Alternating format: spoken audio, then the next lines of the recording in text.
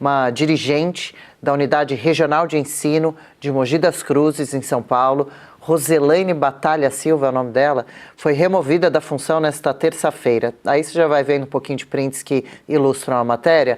A decisão foi tomada após ela, essa servidora, recomendar, durante uma reunião com professores, a leitura, Geisiane, das biografias de Adolf Hitler e Benito Mussolini como um material estimulante para o desenvolvimento de lideranças.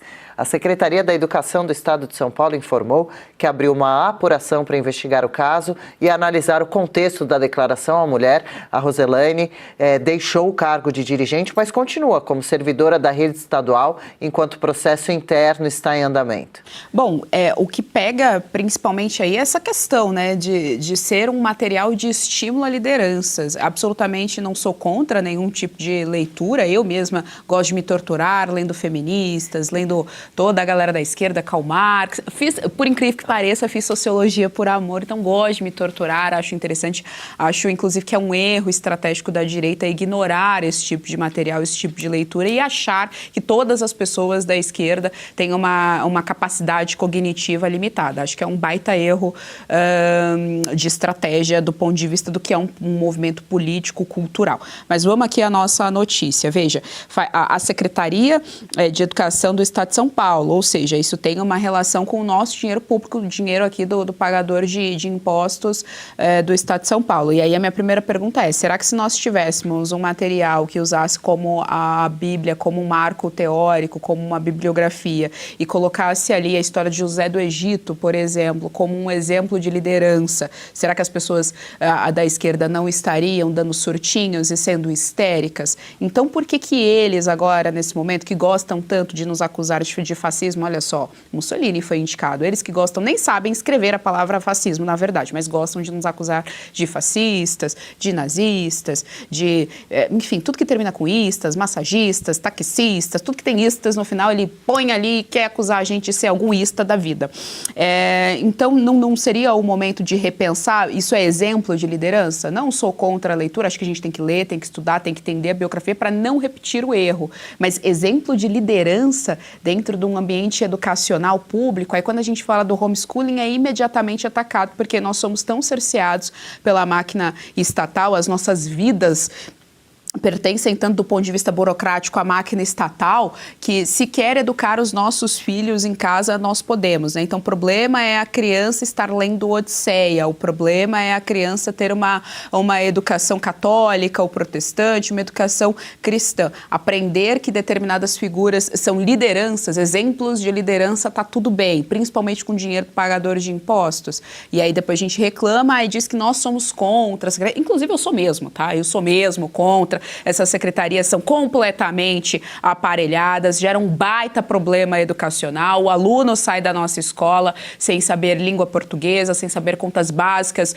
de matemática, sem dominar o básico da literatura brasileira, pelo menos, mas sai de lá achando que é um pobre coitado, que é uma vítima, com esse senso de autopiedade extremamente exacerbado, achando que o mundo deve algo a eles e que ele não tem responsabilidade alguma em cima de suas próprias ações. Então, baita problema educacional, isso daí é só mais um sintoma do que é o abismo educacional que o nosso Brasil se encontra. Por isso que não sou favorável a essa secretaria, tinha que ter uma reformulação sim, no Ministério da Educação, que é completamente absurdo o cenário. Paula Camacho, inclusive, deixa eu ver de novo as imagens que ilustram essa matéria, olha lá essa mensagem.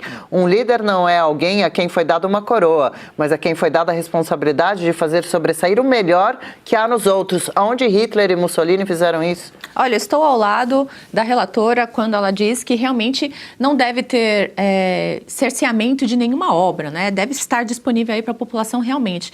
Mas eu fico indignada porque eles consideram errado obras, biografias de Hitler e Mussolini, mas eles não acham errado, por exemplo, livros que apoiam o comunismo. Ora, para mim, são ideologias ruins, tanto uma quanto a outra. Vejam, o comunismo é muito pior, inclusive, porque o comunismo ele matou mais de 100 milhões de pessoas na história da humanidade. Então, por que nós consideramos, nós como sociedade, né, na visão dessa instituição, por que considera Hitler, Mussolini uma coisa e o comunismo outra? Não, para mim são todas as mesmas perversidades, é tudo ruim do mesmo jeito. E veja, qual é a desculpa agora né, de condenar o homeschooling. Veja, o homeschooling são aquelas famílias que estão protegendo as suas crianças, os seus filhos, de educação que tem, por exemplo, acesso a esse tipo de indicação de liderança. Ou seja, isso poderia ser usado na defesa dessas famílias que defendem o homeschooling, que estão sendo condenadas por proteger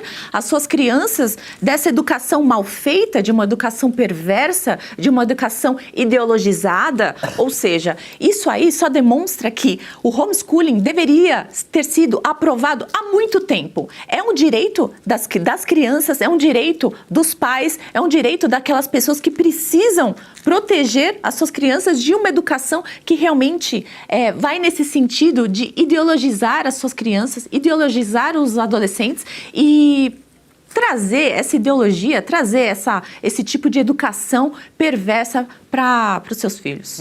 Bianca quer trazer uma observação também. Com certeza, porque isso só mostra e reforça o duplo padrão moral dessa esquerda, né? Porque é tão irônico. Quando ela fala que Hitler é um modelo de liderança, então ela está também trazendo esse olhar que é semelhante ao do Lula, porque em 79 ele deu uma entrevista, né, uma Playboy, e ali, por escrito, a transcrição das falas do Lula, ele deixa muito claro que ele admira o Hitler, que o Hitler tinha isso que ele admira num homem, a garra, né, ou o fogo, diz assim, o fogo de ir lá, tentar fazer, se propor a fazer uma coisa e fazer, ou tentar fazer.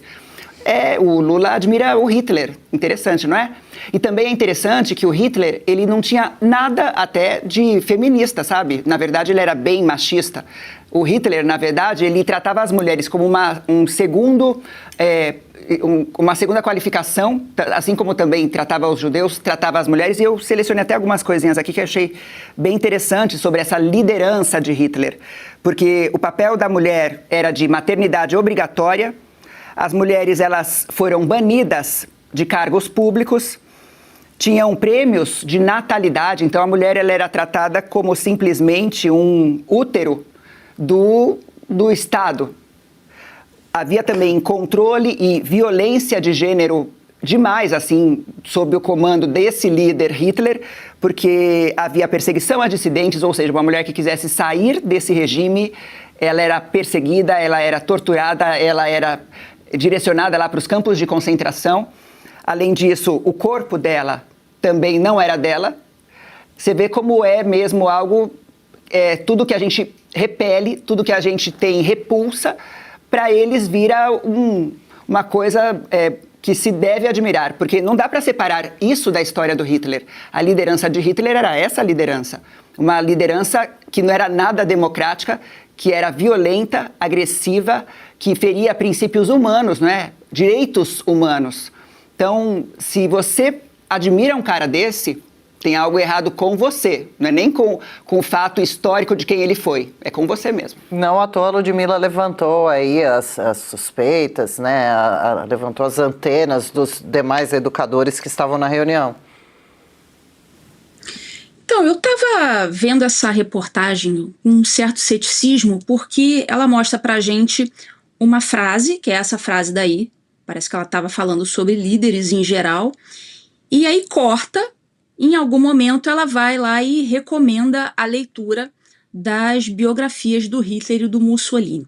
Eu quero saber exatamente o que aconteceu durante esse tempo aí que a gente não está vendo, porque eu achei aqui uma matéria dizendo que ela disse o seguinte, abre aspas para ela, no geral, é estimulante ler biografia mesmo dos maus.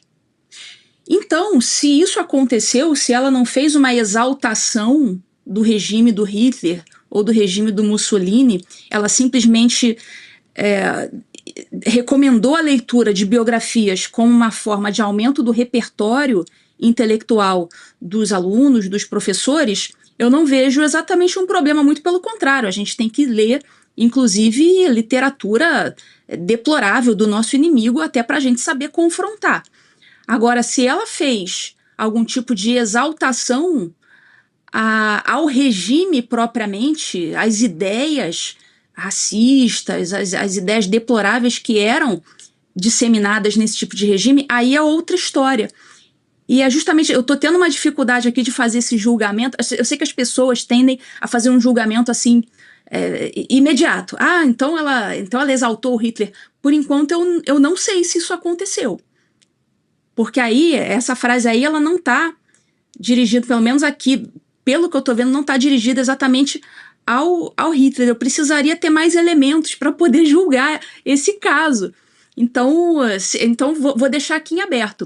Se ela simplesmente recomendou a literatura como forma de aumento de repertório intelectual, eu penso que ela está correta. Agora, se ela exaltou essas qualidades, as ideias desses regimes, aí ela está errada. E eu quero saber exatamente o que aconteceu. Espero que, né, isso seja esclarecido em algum momento.